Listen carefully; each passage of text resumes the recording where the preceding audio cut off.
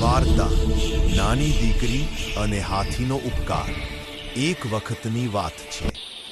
એક નાની દીકરી હતી, તેનું નામ નેહા.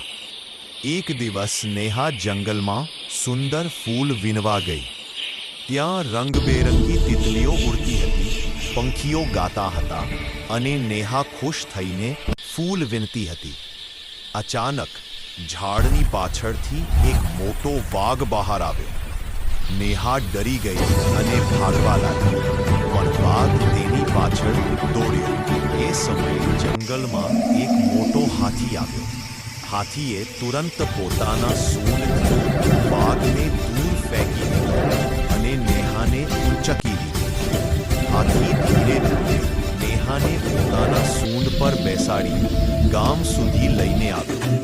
ગામના લોકો હાથીને નમન કરવા લાગ્યા. આ તો દેવદૂત સમો હાથી છે. નેહા હસતા બોલી, હાથી ભાઈ, તમે તો મારા સાચા મિત્ર